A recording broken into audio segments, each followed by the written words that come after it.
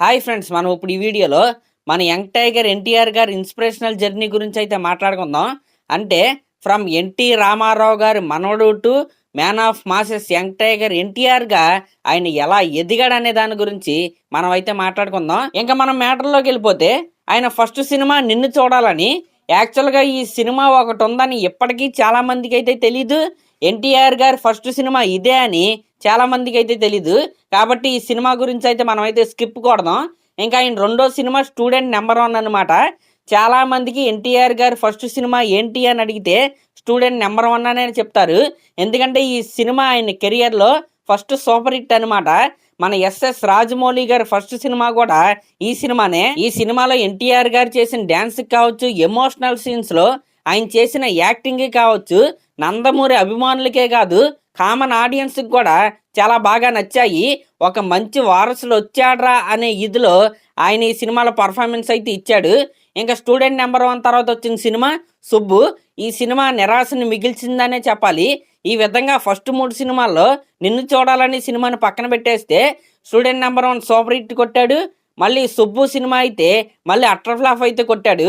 ఇంక ఈ 2 సినిమాల తర్వాత వచ్చిన సినిమా ఏదైతే ఉందో ఎన్టీఆర్ గారి కెరియర్లో అంటే ఫస్ట్ ప్లాట్ పాయింట్ అని మనం అయితే మాట్లాడుకోవాలి. ఆయన కెరియర్ని ఒక్కసారిగా పెంచిన సినిమా, మాస్ ఆడియన్స్కే కాదు నందమూరి అభిమానులకు కూడా చాలా దగ్గరగా చేసిన సినిమా ఇది. అదే మన ఆది సినిమా అన్నమాట. వివి వినాయక్ గారిది ఫస్ట్ సినిమా ఇది. నిజంగా ఎన్టీఆర్ గారికి సినిమా చేస్తున్నప్పుడు 20 ఏళ్ళ వయసు, ఇంక అంతకంటే తక్కువ నాకైతే తెలియదు. కానీ ఆ వయసులోనే ఆది సినిమాతో చాలా సెంటర్లో ఆయన అయితే రికార్డు స్థాయి కలెక్షన్స్ అయితే తెచ్చుకున్నాడు. ఆది సినిమాతో ఎన్టీఆర్ గారు మాస్ ఆడియన్స్లోకి అయితే వెళ్ళిపోయారు. ఒక మంచి మాస్ బేస్ అయితే ఆయన అయితే వేసుకున్నాడు. అంటే టాలీవుడ్లో ఇంకొక వారసుడు స్టార్ కాబోతున్నాడు అని ఇండికేషన్ ఇచ్చిన సినిమా ఆది అనమాట. ఇంకా ఆది తర్వాత వచ్చిన సినిమా అల్లర్రాముడు. ఈ సినిమా మంచి అంచనాలతోనే వచ్చింది, యావరేజ్గా అయితే ఆడింది. ఇంకా అల్లర్రాముడు తర్వాత వచ్చిన సినిమా నాగా. ఈ సినిమా అయితే అప్పట్లో ఫ్లాప్ అయితే అయింది. ఇంకా ఆది తర్వాత ఆది లాంటి బ్లాక్ బస్టర్ తర్వాత వరుస పెట్టి 2 ఫెయిల్యూర్లు అయితే ఎన్టీఆర్ గారికి అయితే వచ్చాయి. ఈ 2 ఫెయిల్యూర్స్ తర్వాత వచ్చిన సినిమా ఏదైతే ఉందో ఎన్టీఆర్ గారి కెరియర్ని ఒక్కసారిగా మార్చేసిందనే చెప్పాలి. ఎన్టీఆర్ గారి కెరియర్నే కాదు టాలీవుడ్లోనే కొత్త రికార్డ్స్ అయితే క్రియేట్ చేసింది. అదే సింహాద్రి సినిమా. ఈ సింహాద్రి క్రియేట్ చేసిన హిస్టేరియా అంతా ఇంత కాదు. నేను నిజం చెప్తున్నా, ఇప్పటికీ ఎన్టీఆర్ గారికి మాసెస్లో అంత బేభత్సమైన క్రేజ్ ఉందంటే దానికి ముఖ్య కారణమైన సినిమా సింహాద్రి. అంటే అప్పట్లో జనరేషన్ ఉంటారు కదా, సినిమా చూసిన వాళ్ళు, చిన్నపిల్లలు కావచ్చు, మిడిల్ ఏజ్ పర్సన్స్ కావచ్చు, వాళ్ళందరినీ కూడా ఎన్టీఆర్ గారికి ఫ్యాన్స్గా మార్చేసిన సినిమా ఈ సింహాద్రి అనమాట. ఒక్కసారిగా ఈ సింహాద్రి సినిమాతో మన ఎన్టీఆర్ గారు స్టార్ హీరో అయితే అయిపోయారు. ఈ సింహాద్రి సినిమాలో ఎన్టీఆర్ గారు చేసిన ఫైట్స్ కావచ్చు, ఆ ఇంటర్వెల్ సీక్వెన్స్ కావచ్చు, సింగమలై అన్నా ఆ డైలాగ్స్ కావచ్చు, ఆ ఫైట్స్ కావచ్చు, ప్రతిదీ కూడా మాస్ ఆడియన్స్ నరాల్లోకి అలా చొచ్చుకొని వెళ్ళిపోయిందనే చెప్పాలి. అసలు ఎన్టీఆర్ గారికి నందమూరి అభిమానులే కాదు, ఇంకా ఈ సినిమా నుంచి సొంతంగా బిగ్గెస్ట్ మాస్ ఫ్యాన్ బేస్ అయితే ఈ సినిమా ద్వారా ఆయనకైతే వచ్చేసింది. ఇంకా సింహాద్రి లాంటి ఇండస్ట్రీ హిట్ తర్వాత వచ్చింది సినిమా ఆంధ్రావాల. ఈ సినిమా పైన ఉన్న అంచనాలు అయితే వేరే లెవెల్ అనమాట. అసలు ఆంధ్రావాల ఆడియో లాంచ్ ఏదైతే ఉందో ఎప్పటికీ టీఎఫ్ఐలో ఒక బెంచ్ మార్క్ అనే చెప్పాలి. ఈ విధంగా అత్యున్నత అంటే భారీ ఎక్స్పెక్టేషన్స్తో రిలీజ్ అయిన సినిమా ఆంధ్రావాల. కానీ కట్ చేసే సినిమా రిలీజ్ అయిన తర్వాత ఫ్యాన్స్కి చాలా అంటే చాలా నిరాశను మిగిల్చిందనే చెప్పాలి. సినిమాలో ఆ సీనియర్ క్యారెక్టర్, ఆ ఫ్లాష్ బ్యాక్ ఎపిసోడ్స్ ఏవైతే ఉన్నాయో ఆడియన్స్ అయితే దానికి కనెక్ట్ అవ్వలేకపోయారు. మెయిన్గా ఎన్టీఆర్ గారి ఏజ్ కంటే ఆ క్యారెక్టర్ చాలా పెద్దదే, అదైతే ఆయనకైతే సెట్ కాలేదు. అందుకే సినిమా అయితే ఫ్లాప్ అయింది. ఇంకా ఆంధ్రావాలా తర్వాత వచ్చిన సినిమా సాంబా. అంటే ఆది కాంబినేషన్ ఇస్ బ్యాక్ అనమాట. ఈ సినిమా కూడా భారీ అంచనాలతో అయితే రిలీజ్ అయింది. కొన్ని సీన్స్ వల్ల ఈ సినిమా అనుకున్నంత రిజల్ట్ అయితే రాలేదు. యావరేజ్గా అయితే ఈ సాంబా సినిమా అయితే నిలిచింది. ఇంకా సాంబా తర్వాత వచ్చిన సినిమాలు నాల్లుడు, నరసింహుడు, అశోక్, రాఖీ అనమాట. ఈ 4 సినిమాల్లో రాఖీ సినిమాకి ఎన్టీఆర్ గారికి బెస్ట్ పర్ఫార్మెన్స్గా పేరు అయితే వచ్చింది.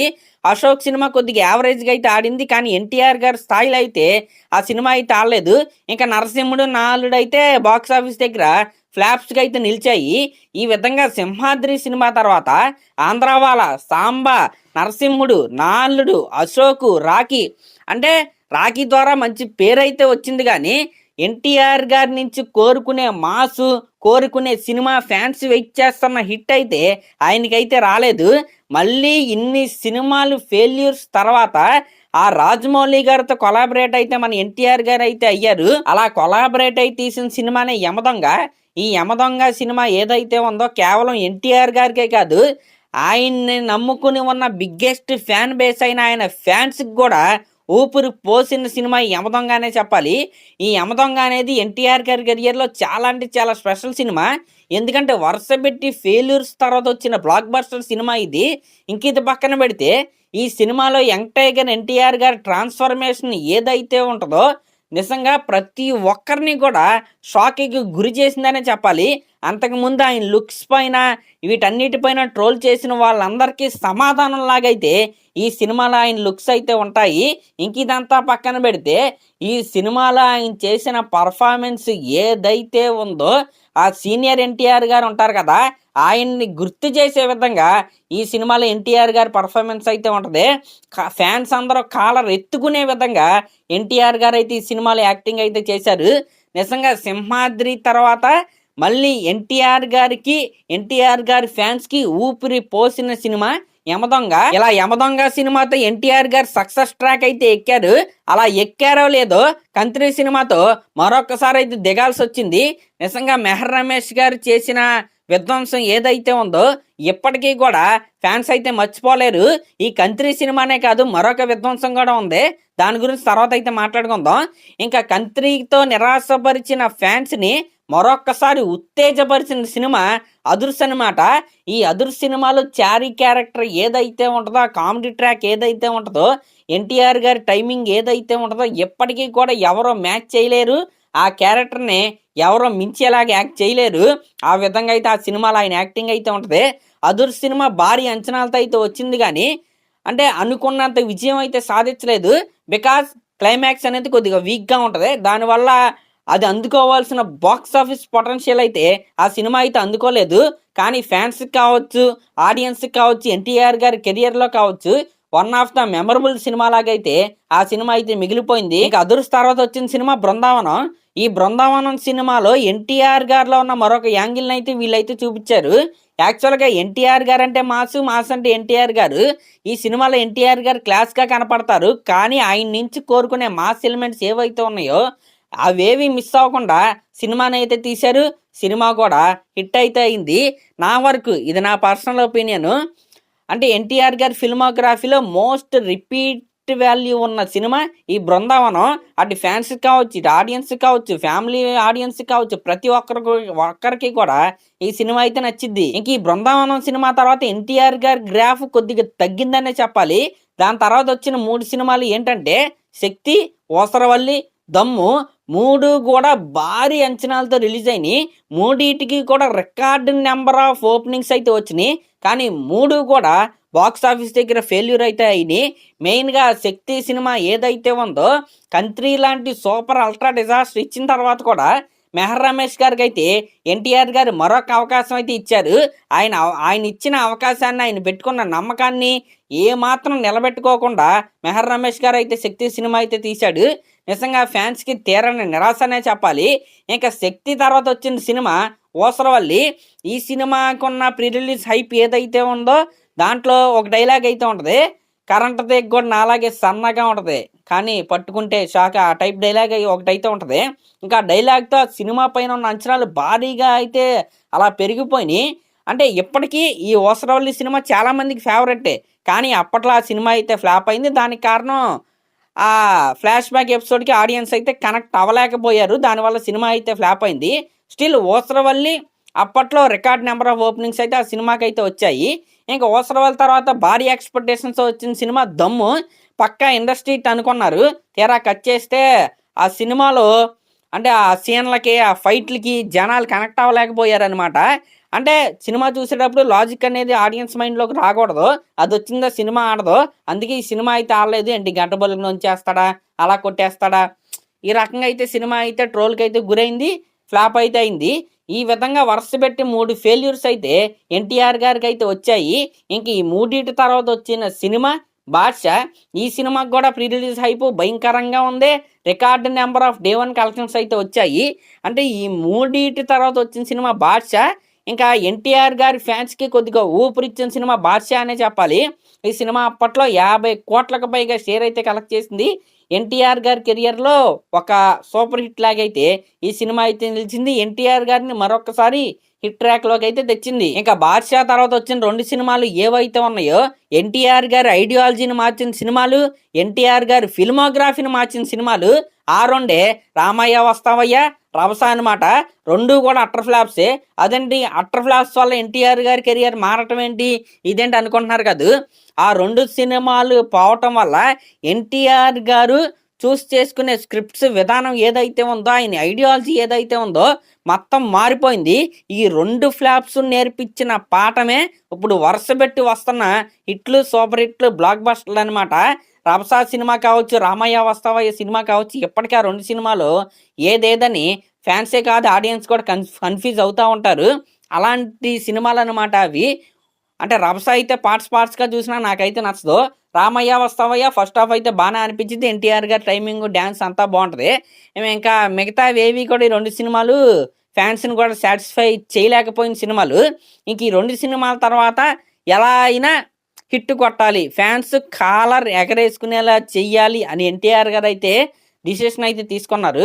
ఇంకా అక్కడి నుంచి అయితే విజయయాత్ర మొదలైందనే చెప్పాలి. ఇంకా దాని తర్వాత 'టెంపర్', 'నాన్నకు ప్రేమతో', 'జనతా గ్యారేజ్', 'జైలవకుశ', 'అరవింద సమేత వీరరాఘవ' ఈ విధంగా వరుసపెట్టి హిట్స్ మీద హిట్స్ అయితే మన ఎన్టీఆర్ గారు అయితే కొట్టాడు. ఒక్కొక్క సినిమాలో, ఒక్కొక్క ఎటైర్లో, ఒక్కొక్క డిఫరెంట్ బాడీ లాంగ్వేజ్లో మనోడైతే కనపడతాడు. 'టెంపర్' సినిమాలో ఆయన చేసిన ట్రాన్స్ఫర్మేషన్ ఏదైతే ఉందో, ఆయన చేసిన నెగిటివ్ రోల్ ఏదైతే ఉందో, ఇంకా క్లైమాక్స్లో ఆ కోర్ట్ సీన్లో ఆయన చేసిన పర్ఫార్మెన్స్ ఏదైతే ఉందో, ఇప్పటికీ చాలామందికి ఫేవరెట్. టాలీవుడ్లో ఒక బెంచ్ మార్క్ అనే చెప్తాను ఆయన చేసిన పర్ఫార్మెన్స్ ఆ సినిమాలో. ఇంకా నెక్స్ట్ 'నాన్నకు ప్రేమతో' సినిమా ఏదైతే ఉందో, ఆయన మాస్ యాంగిల్కి పూర్తిగా డిఫరెంట్గా ఉన్న క్యారెక్టర్ అది. అయినా కూడా చాలా అంటే చాలా స్టైలిష్గా, తెలుసుగా అప్పట్లో ఏ విధంగా ఆయన లుక్ ట్రెండ్ అయిందో, ఆయన అయితే దాన్ని పుల్ ఆఫ్ అయితే చేశారు. ఇంకా దాని తర్వాత 'జనతా గ్యారేజ్' సినిమాలో స్టూడెంట్ లాగా అయితే కనపడి అప్పట్లో సూపర్ డూపర్ బ్లాక్ బస్టర్ అయితే అయింది. కెరియర్ బెస్ట్ సినిమా అది. ఇంకా నెక్స్ట్ 'జైలవకుశ' సినిమాలో జై క్యారెక్టర్ ఏదైతే ఉందో, ఆ క్యారెక్టర్లో ఆయన చేసిన పర్ఫార్మెన్స్ ఏదైతే ఉందో పీక్స్లో అయితే ఉంటుంది.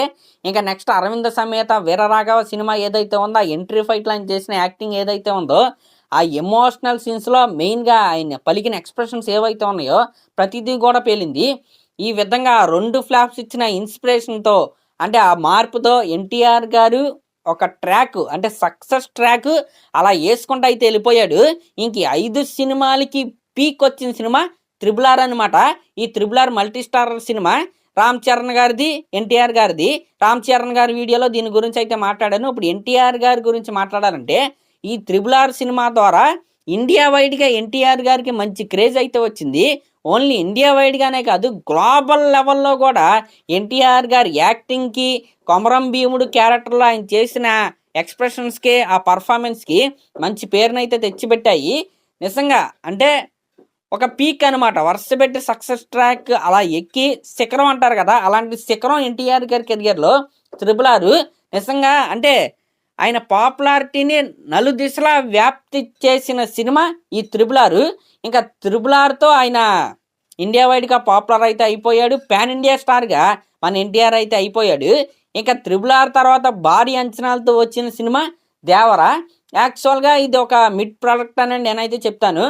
అంటే అటు సూపర్ కాదు, ఇటు అసలు బాగోని సినిమా కూడా కాదు.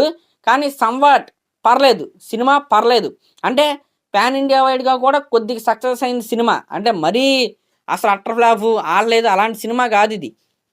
'దేవరా' నా దృష్టిలో సక్సెస్ సినిమాని. దగ్గరగా 500 కోట్లకు పైకి ఈ సినిమా అయితే కలెక్ట్ చేసిందంటే అది మామూలు విషయం కాదు. అది కూడా మిక్స్డ్ టాక్ ఈ సినిమా అయితే ఆ కలెక్షన్స్ అయితే ఇదైతే తెచ్చుకుంది. ఇది ప్యూర్లీ ఎన్టీఆర్ గారి స్టామినా అని నేనైతే చెప్తాను. ఇంకా నెక్స్ట్ వార్ 2 అనమాట. ఎన్టీఆర్ గారి సక్సెస్ స్ట్రీక్ని బ్రేక్ చేసిన సినిమా వార్ 2. అఫ్ కోర్స్ ఇది మల్టీ స్టార్ అవ్వచ్చేమో కానీ ఖచ్చితంగా ఎన్టీఆర్ గారిది ఈ సినిమాలో హీరోతో సమానమైన క్యారెక్టర్. ఆయన కూడా ఒక హీరో కాబట్టి మనం అయితే యాడ్ చేసుకుని అయితే తీరాలి. భారీ అంచనాలతో వచ్చిన సీక్వెల్ కానీ చతికిల పడిందనే చెప్పాలి. కానీ దీనివల్ల ఎన్టీఆర్ గారి ఇమేజ్‌కి ఎటువంటి ప్రాబ్లమ్ అయితే లేదు. ఎందుకంటే నెక్స్ట్ వచ్చేది 'డ్రాగన్'. అది వచ్చిన తర్వాత దాని వేడి ఏ రేంజ్‌లో ఉంటదో మనమైతే చూస్తాం. మరి అదనమాట మ్యాటరు. ఈ విధంగా నిన్ను చూడాలని సినిమా నుండి 'వార్ 2' సినిమా వరకు ఎన్టీఆర్ గారి జర్నీలో చాలా అప్స్ ఉన్నాయి. చాలా డౌన్స్ ఉన్నాయి. ఎన్నో ఒడిదుడుకులైతే ఆయనైతే ఫేస్ చేశాడు. అలా ఫేస్ చేసి ఈ రోజున man of masses young tiger NTR లాగైతే ఆయనైతే నిలబడ్డాడు. ఫ్యాన్స్‌ని కాలర్ ఎత్తుకునే విధంగా ఆయనైతే చేశాడు. మరి మీరు ఎన్టీఆర్ గారికి ఏ సినిమాతో ఫ్యాన్ అయ్యారో కింద కామెంట్ అయితే చేయండి. అలాగే మన ఛానల్ గనక ఫస్ట్ టైమ్ చూస్తున్నట్టయితే ఖచ్చితంగా సబ్స్క్రైబ్ చేసుకోండి. Thank you.